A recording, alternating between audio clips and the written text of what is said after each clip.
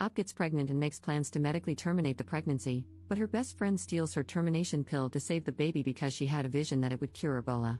Posted by a deleted user in 2014. Since Op's account has been deleted, the title to find this post is, "My roommate and best friend threw out my termination pill and has generally gone insane. I have no idea what to do. My best friend Sarah, 20F, and I, 21F, have been friends since she was a freshman and I was a sophomore in college, about 2 years since I met her.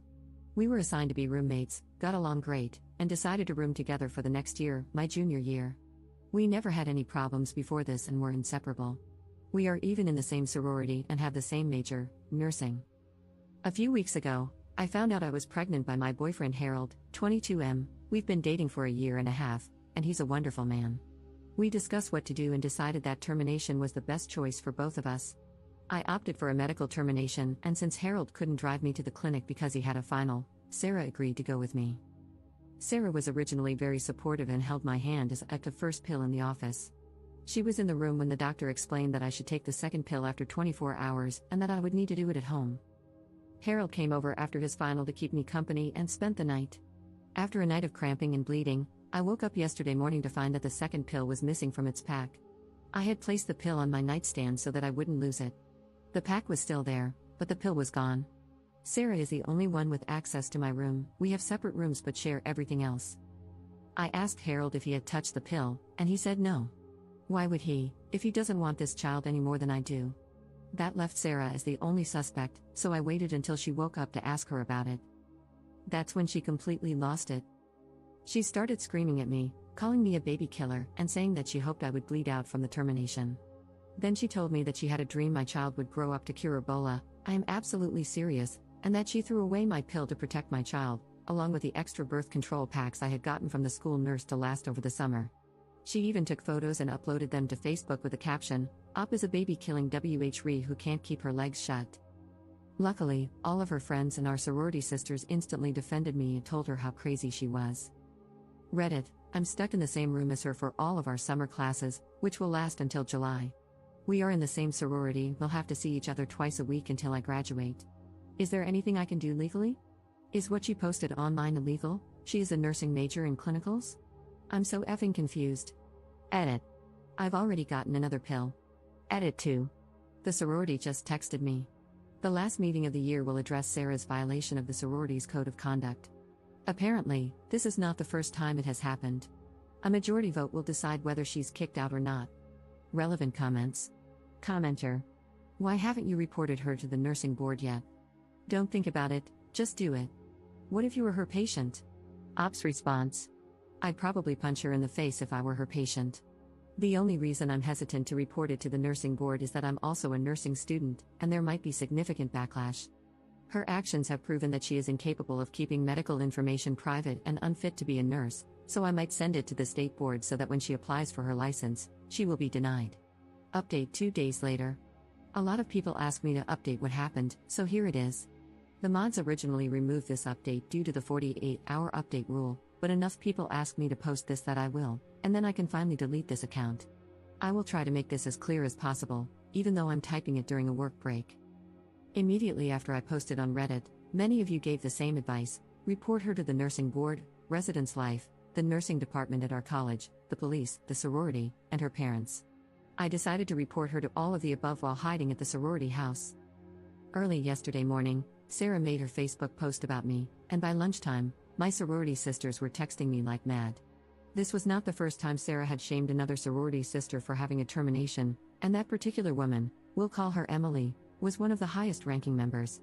Emily was the one who called the meeting to have Sarah kicked out for breaching the code of conduct, treat all your sisters kindly, support one another, no gossiping, etc.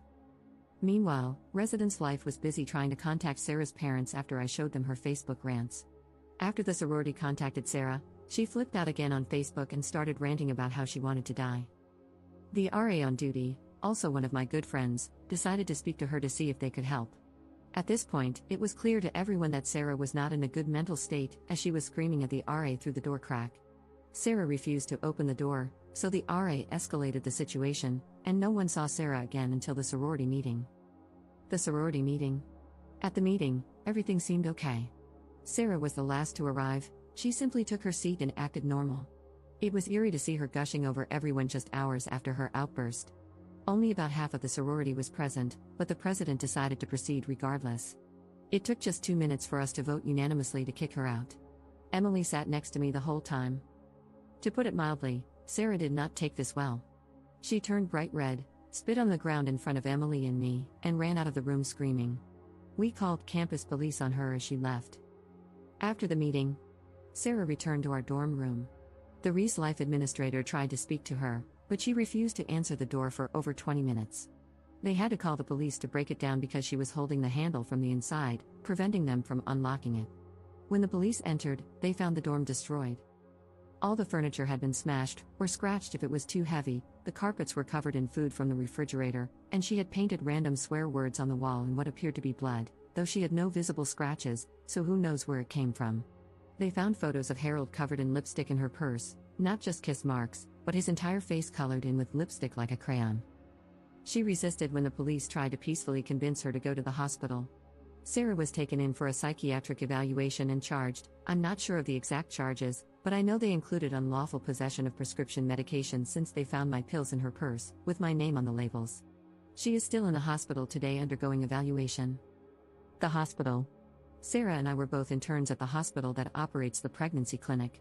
I reported her to HR for theft, harassment, and privacy violations, along with providing screenshots from Facebook. As of this morning, Sarah did not show up for work, so she was terminated for a no-call, no-show. HR had me in their office for an hour, asking if I wanted to press for a HIPAA investigation. It turns out some of her Facebook rants contained information that could only have been obtained through patient records. I have no idea what specific information it was, as the HR representative discovered it. I agreed, as there was no reason not to have Sarah investigated. HR also independently notified the nursing board and the nursing department at my college, separate from my reports. Conclusion. So I think that's pretty much everything.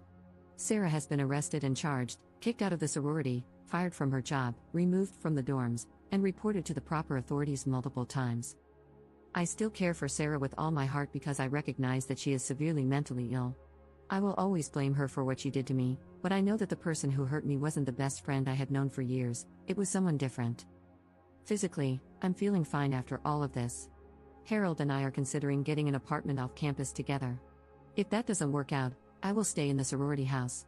Sarah's parents have promised to reimburse me for the abortion costs, $400, because they know I did nothing wrong. I'm grateful for their support. Edit. A lot of you think that I was too extreme, but there was nothing I could have done to make her get help. I miss my best friend more than any of you critics could ever realize. Don't judge me for doing what was best for everyone involved, including myself. Her right to sympathy ended when she deliberately chose to steal from me, slander my name, destroy my laptop and possessions, and refuse help from everyone who tried to assist her. Relevant comments. Commenter. I have a son who descended into mental illness at around the same age, and what you did for your friend was really what she needed. Now she can get the help she needs before she is too deep into the mental illness. For moms of adult children with mental illness, I thank you. You are going to be an awesome nurse, and I am so sorry this all happened to you when you were going through such a difficult and stressful time yourself. Good luck to you. Ops response. Thanks for this. Her parents are actually glad that she was arrested because she wouldn't have gone to the hospital any other way. We tried to convince her to go, but she wouldn't budge.